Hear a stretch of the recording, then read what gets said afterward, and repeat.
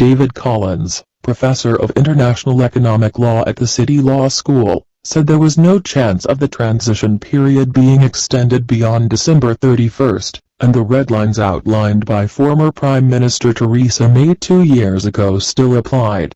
There has been widespread speculation about the impact COVID-19 may have on the Brexit process, with German politician and Angela Merkel ally Norbert Röttgen, chairman of the influential Bundestag's Foreign Affairs Committee, claiming a 2-year delay was inevitable.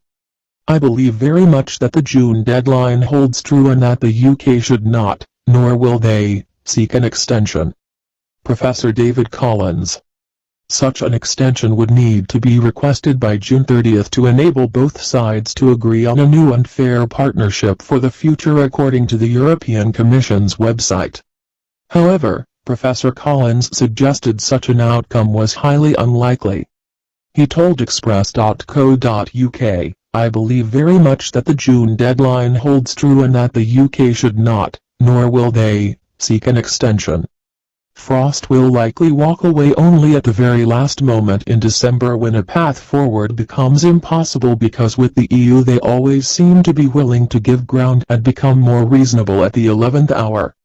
Referring the circumstances in which Mr. Frost and his team might deem it pointless to continue negotiations, Professor Collins said, "The UK would rightly walk away if the EU insisted on any one of regulatory alignment, continued oversight of the ECJ, free movement or ongoing monetary contributions. These are the same red lines that Theresa May outlined all those years ago in the Mansion House speech, and they still apply." Striking an optimistic note, he explained, "I do believe that an agreement will be reached by December, but it will be a basic goods-focused one with tariff reductions but limited coverage for services. Services and other matters might end up being covered at a later stage, perhaps in a year or so, when the relationship is revisited." Professor Collins added, "It remains open to both parties to walk away, but this decision should not be viewed as actionable in its own right in the sense of constituting an independent breach of international law.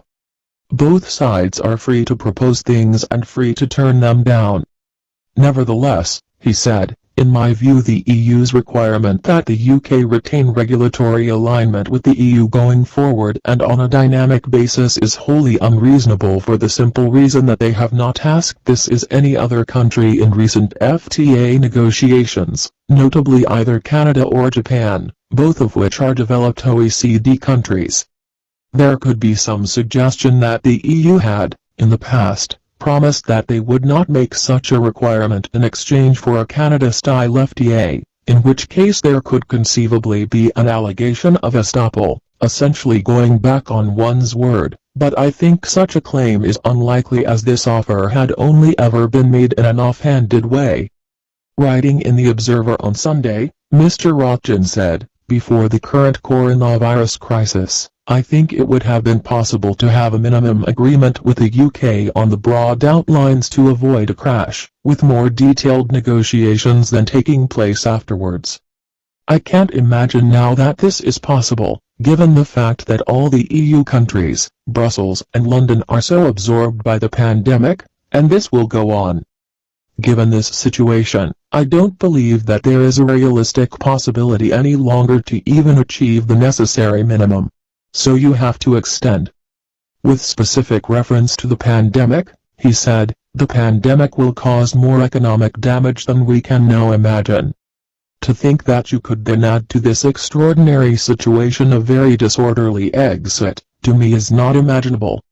I think everyone will say that this is not in the British interest or in the interest of any of us.